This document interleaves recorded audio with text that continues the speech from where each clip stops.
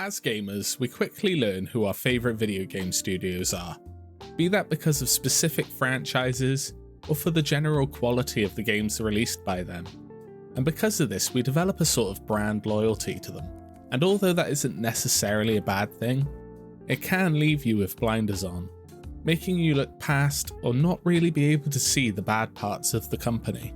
And so with that in mind, we're going to go over some of the more controversial gaming studios. Now, I won't be going into every single thing these companies have done, just some of the cliff notes and the more interesting points, but I will leave links to all the articles and stuff that I've gone through while writing this, and I'll put them in the description below. So if you want to look any further into these stories, I'll try my best to make it as easy as possible for you. Capcom. Being the company behind Mega Man, Monster Hunter, Street Fighter, Devil May Cry, Dead Rising, Onimusha, Dragon's Dogma, and the Resident Evil series, you'd be forgiven for thinking Capcom have made some secret pact with the devil to produce top-tier video games in exchange for their firstborns. But the truth is, it's usually just overworked devs with a passion for the game they're working on, trying their best to meet publisher deadlines. But I won't focus on that too much, as crunch culture can be assigned to almost any development studio, especially in the AAA space. So to focus more on Capcom specifically, around 2008, then creative director Keiji Inafune stated, "There are many independent developers overseas with genius development capabilities. Collaborating with these developers will firmly establish our position as Capcom of the world." Basically meaning that they were outsourcing development of their titles to Western studios in a bid to appeal more towards Western fans. And although that quickly proved to not be working out the way they intended, with releases like Lost Planet 3 and Dead Rising 2 failing to meet their expectations, they continued to outsource development of their games, which is what led to the disastrous Resident Evil 6. Eventually they saw the error of their ways and started developing their own titles again, but it was a rough few years. And then you also have their views on microtransactions and DLC. In 2012, Capcom defended their decision to include DLC on gaming discs, but leave it locked behind a paywall, which understandably upset many gamers. And more recently, Dragon's Dogma 2 has come under fire from fans for its inclusion of microtransactions. But moving on from that, there's also their decision to update a bunch of their games, even single-player ones, to prevent modders from altering the files.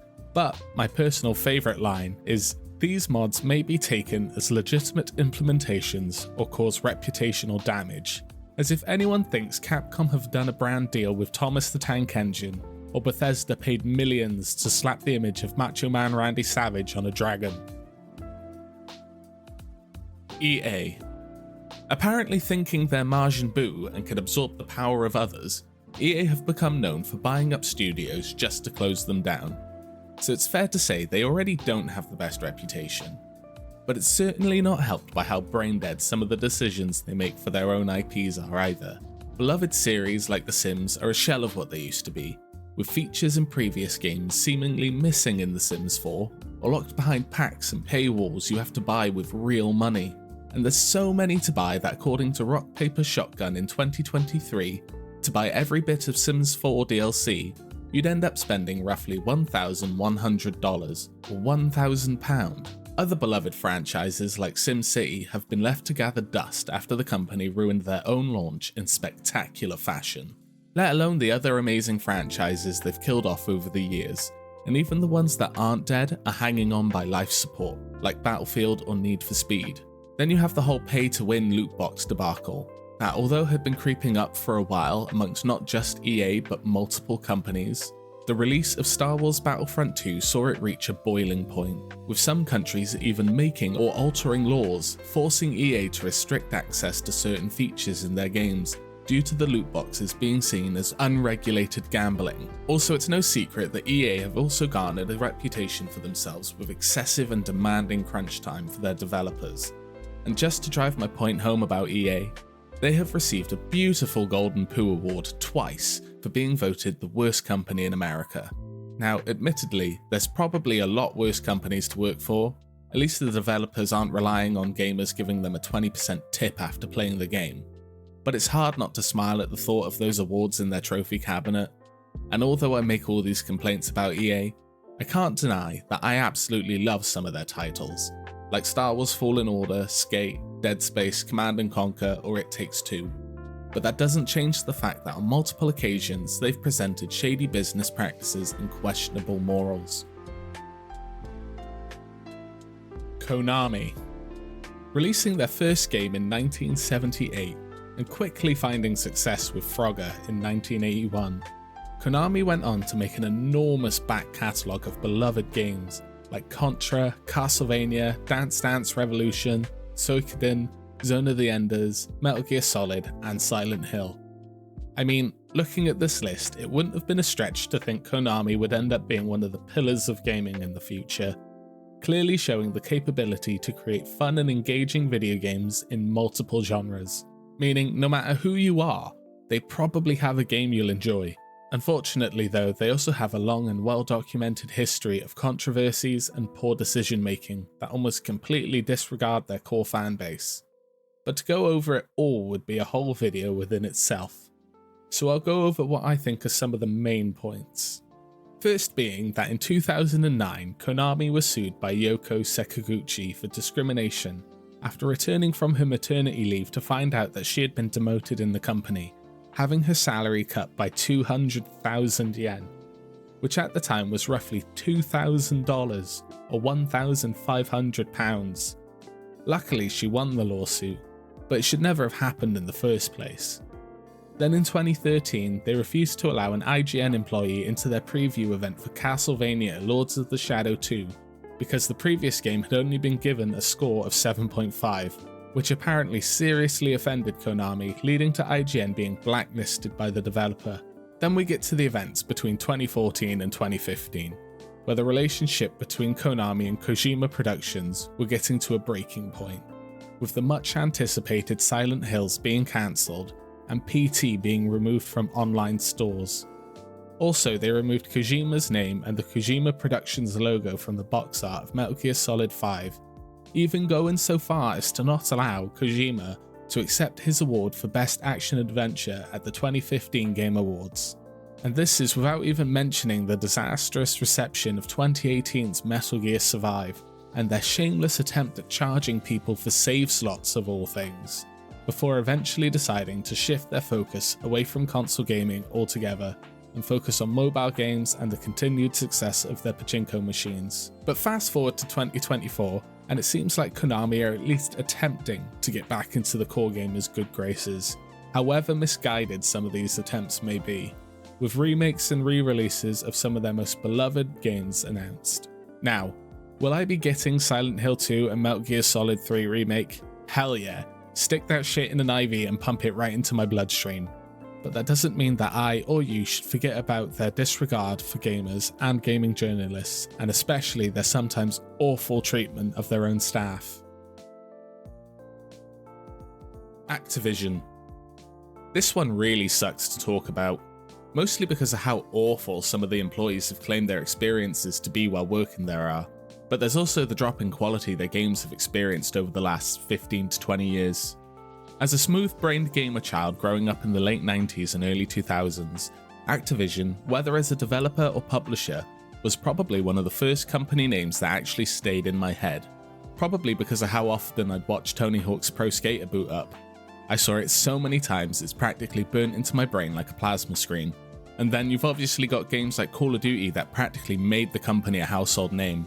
But being the first third-party development studio that didn't have their own dedicated console to put games on, means Activision have a pretty significant place in the gaming industry, changing the course of the video game landscape at the time.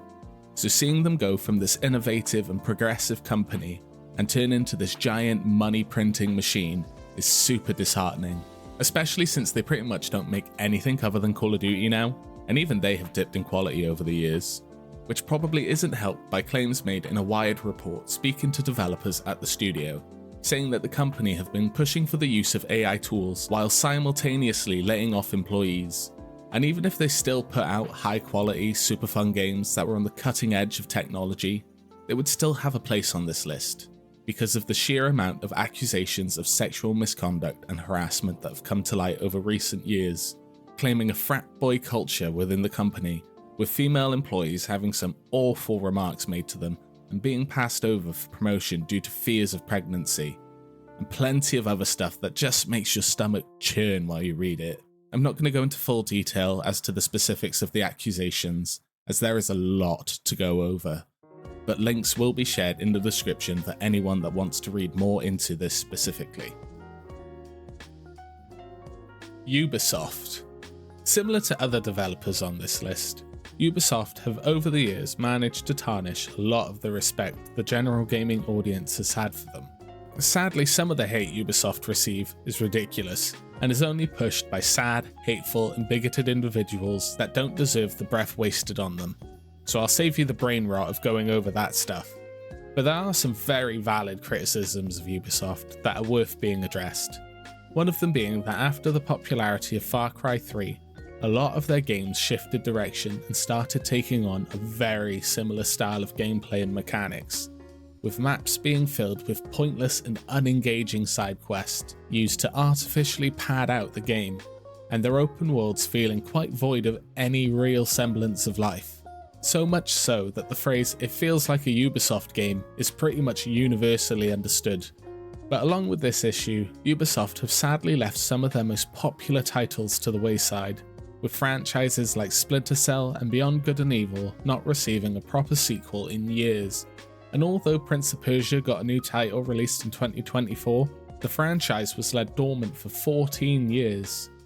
Then you've got their over-the-top reliance on things like loot boxes and microtransactions, absolutely dominating a lot of their games' UI and menu screens to constantly push sales, treating gamers like little piggy banks.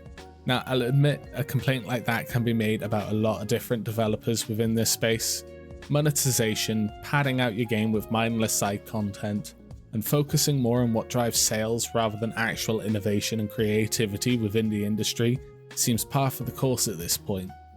But I think the most concerning controversy surrounding Ubisoft is definitely the sexual misconduct investigation within the studio that led to the arrest of 5 individuals. Starting back in 2020, with 20 corroborating testimonies, the case led to multiple high-profile terminations and arrests. In 2023, a spokesperson for Ubisoft stated that they were on the right path after changes were made to their internal reporting system and code of conduct, now having mandatory training for all employees yearly. Here's hoping that this progress continues and problems of this nature are a thing of the past for this company, as things like this should just never happen in the first place. Anyway, that's the video. I hope you enjoyed. Click like and subscribe to be kept in the loop with any other videos I put out on the channel, and I'll see you in the next one.